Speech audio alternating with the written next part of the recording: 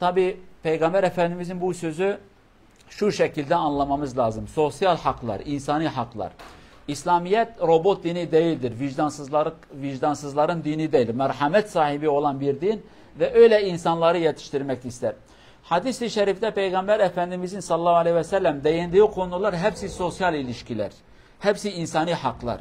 Bugün çok hasretle merak ettiğimiz ve arzu ettiğimiz, beklediğimiz, hatta yapılmadığı zaman kızdığımız konulardır.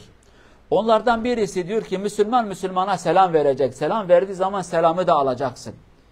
Yani düşün bakayım, bir adama selam verdin, senin selamını almadı. Ne yapacaksın? Tabii sinirleneceksin, kızacaksın. Niye benim selamımı almadın? Beni adam yerine koymadın mı? Veyahut da bir adama selam verdiğin zaman, o zaman bu adam çok sevinir. O diyor bak bana selam verdi. Tanımadığımız halde bana Allah'ın selamı verdi. Ki Peygamber Efendimiz de sallallahu aleyhi ve sellem diyor ki efşü selame beynekum, selamı yaygınlaştırın. Yani tanıdın tanımadın, adam ki Müslümandır, onun Müslüman olduğunu biliyorsun, Allah'ın selamı bir ona verin. İlla ki dostum olacak, akrabam olacak diye bir kanun yok, onu o şekilde bilin. Bu birinci haktır. İkincisi, normal bu hapşırma var ya, bizim hiç dikkat etmediğimiz, adam yanımıza hapşırır. En fazla çok kibarsak biz diyoruz ki çok yaşa, o da diyor ki çok yaşa, o da diyor sen de gör, o da ben de gör. Buna benzer bir kelime. Halbuki Resulullah sallallahu aleyhi ve sellemin sözü, nasihatı diyor, hapşıran bir insan elhamdülillah söylesin, Allah hamdolsun. Doktorlar üzerinde durmuş, hapşırma beyindeki bir oksijen vardır. O oksijenin dışarıya çıkması lazım. Nasıl çıktı onu da ben bilmiyorum, doktorlar bilir yani. Fakat o hapşırmayla beyinde bir basınç olur. Hapşırdığın zaman onu atarsın. Atarken de Resulullah'ın sünneti diyor ki ağzınıza bile örtün. Fakat içinizde hapşırmayın. Beyin kanaması geçirirsiniz. Milletin yüzünüze de hapşırmayın. Koronadaki sistem gibi bu şekilde ağzınızı örtün. Ama o baskıyı içinde tutmayın. Onu dışarıya atın. Hapşıran adam elhamdülillah desin ki yani o ufak saniyeler içinde, hatta saniye yok, salise saniyeden daha az olan sürede benim ruhum çıktı ve bir daha geri geldi ve zarar da görmedi. Yani sigorta attı geldi. O esnada hapşıran diyecek elhamdülillah, onun yanında olan diyecek ki Allah'ın rahmeti üzerinde olsun. Sen madem ki Allah'ı unutmadın, Allah'a hamd ettin, Allah da sana rahmet eylesin. Sen de dersin ki yehdiyekumullah ve yuslih balekum, Allah da seni hidayet etsin, Allah'ın rahmeti üzerinde de olsun. Arapçasını bilmesen elhamdülillah, Allah hamd olsun, o da desen ki Allah'ın rahmeti üzerinde olsun. Ama bu duayı ihmal etmeyin. Bu güzel ve iyi insani bir davranış. Üç. Peygamber Efendimiz diyor ki biri size bir şey sordu, danışmak istedi, doğru lafı söyleyin ona. Adamı kandırmayın, yalan konuşmayın. Adam bir araba alacak, elbise alacak, ev alacak, bir yerden bir yere gidecek, bir şey senden öğrenmek ister. Ona doğru bir nasihatı et. Biz bunu isteriz Müslümandan. Bir insana gittin bir şey alacaksın, senin bir bilgin yok, birikimin yok, tecrüben yok, adama sordun, o da seni kandırdı. Sen nasıl kendini hissedersin? Sinirleneceksin, beddua edeceksin, Allah senin belanı versin, sana sordum, sana güvendim, beni kandırdın. Peki bu adam doğruyu sana söylese?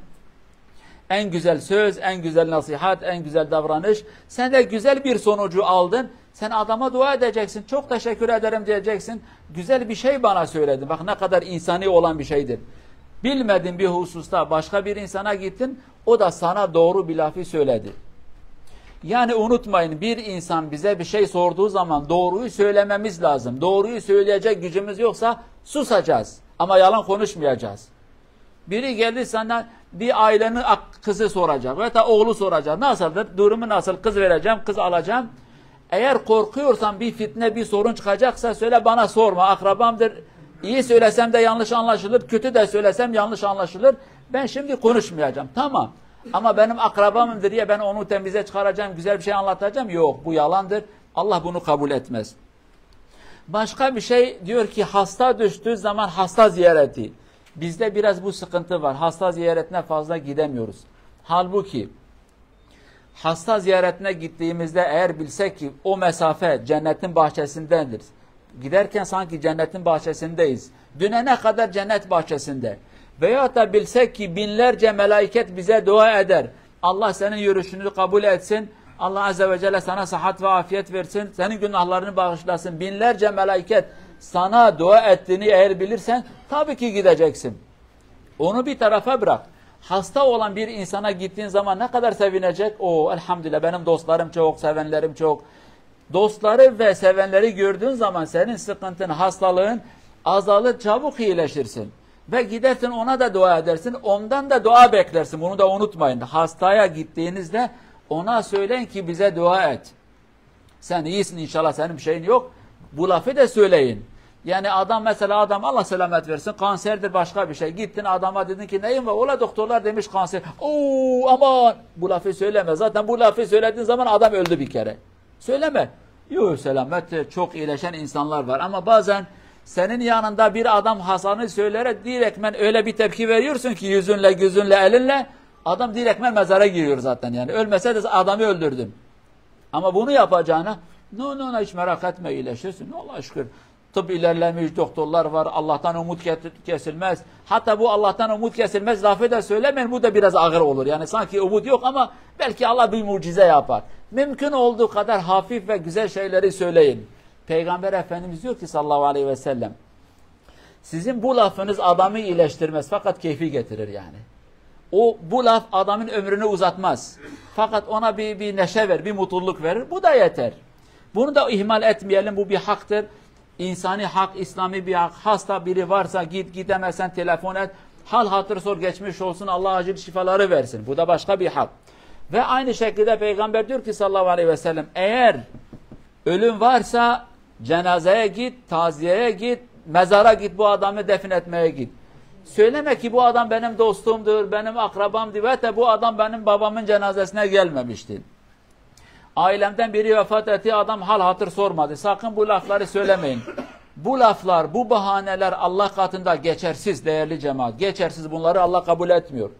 Yani ahiret gününde komşumun cenazesi varmış, ben de gitmedim. Çiğe neymiş sebep? O benim cenazeme gelmemişti. Ahirette ben bunu Allah'a bahane olarak sunamam.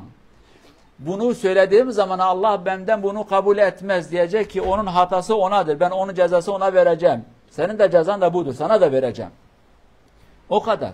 Yani o sana gelmedi diye, yapmadı diye sen gidememezlik yapamazsın. Bunu da bilelim. İslami kanunlar budur. Eğer biz birbirlerimizin davranışına bakıp da bir şey yaparsak o zaman Allah diye bir şey kalmaz. Allah rızası için diye bir şey kalmaz. Bunu aklımızdan geçirmeyeceğiz. Sakın. Gelmedi gitmeyeceğim. Hayır. Gelmediysen yine gideceksin. Aranızdaki fark bu olacak zaten. Biz nasıl kötü insandan, yanlışlık yapan, ters yapan adamdan ayrı olacağız? Onun yapmadığını yaptığımız zaman zaten o zaman düzgün oluruz. Selam vermedi, ben vermeyeceğim. Hasta düştüm, gelmedi, ben de gitmeyeceğim. Ölü oldu, gelmedi, ben de gitmeyeceğim. Aramızda fark ne vardır? Bir fark kalır mı değerli cemaat? Aynı. O yanlış yaptı, sen de yanlış yaptın. 2 tane yanlış, 1 tane doğru olmaz. Ama o yanlış yaptığı zaman sen doğru yapacaksın ve ona uyarı da vereceksin. Sen niye gelmedin? Dostuz, akrabayız, komşuyuz, hak ve hukuktur. Bunu yapman lazımdı. Bunu da unutmayalım değerli cemaat. Bunlar hepsi İslami olan haklardır. Son olarak şunu da söyleyelim. Peygamber Efendimiz diyor ki sallallahu aleyhi ve sellem, biri sizi resmi bir şekilde bir yemeğe davet etti. Yemek olabilir, çorba olabilir, et. Yani resmi olarak sizi davet etti. Adet yerini bulsun diye değil. Bazen arkadaşla yolla giderse ya diyor ki bir eve gidelim bir şey yiyelim. Bunlar adet olan laflardır. Ama resmi bir şekilde efendim evde bir yemeğimiz vardır. İnsanları bekliyorum. Bir düğün vardır, bir sünnet vardır. Buna benzer resmi bir davet ise gelmesi lazım. Gelmediği zaman günaha girer. Veya da oğlunu evlendirdin, kızını evlendirdin. Dedin ki düğünümüz vardı, seni aramızda görmek isteriz. Gelmesi lazım. Tabi eğer düğünde halal haram meselesi varsa o hariç. Yani erkek kadını iç içe halal harama dikkat edilmiyorsa der ki hayırlı olsun, fakat inan ki gelecek ortam değildir.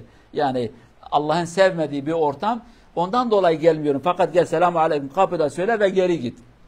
Aksi takdirde gitmemiz lazım. O gelmemişse bile onun hatasıdır, yanlışıdır. Efendim ben oğlumun düğününde adama haber gönderdim gelmedi. Kızın düğünü vardı gelmedi. Onun hatasıdır, benimki değildir. O bana göndermişse ben de gideceğim. Bunu bu şekilde bilmemiz lazım. Bunlar sosyal haklardır. Ve özellikle biz bu gurbette yaşayan insanlar bu noktalara daha fazla dikkat edelim. Biz bunları ihmal edersek gideriz. Yani biz birinci nesil olarak öldükten sonra çocuklarımız ve bu insanların çocukları arasında bir fark kalmaz. Aynı kültüre sahip olur. Yani artık Fatiha yerine başın sağ olsun. Başın yerine o da kaç sene sonra kalmayacak. Artık Müslüman değilmişiz gibi bir hayatımız olacak. Sakın bu noktalara gelmeyelim. Gelecek biri varsa da onlara engel olalım. Gelmede de bir katkımız varsa günah bizim de boynumuzda. Bunu da unutmayın. Dikkat edeceğiz. Kendimizi yanlış yola vermeyeceğiz. Yanlışlarla mücadele edeceğiz ki Cenab-ı Allah da bizi muhafaza etsin yanlışlardan, kötülüklerden inşallah. Cenab-ı Allah cümlemize sıhhat ve afiyet versin inşallah. Kaza ve belalardan uzak tutsun. Cenab-ı Allah hayatlı bir iman veya da imanlı bir hayat, imanlı bir ölümü cümlemize nasip etsin. Allah Azze ve Celle hastalara şifa, ölülere rahmet ve yanlış yolda olan insanlara da tevbeyi nasip etsin inşallah. Vesselamu aleyküm ve rahmetullahi ve berekatuhu. Ecmaîn, Kudüs ve Latife. Kamera meclis.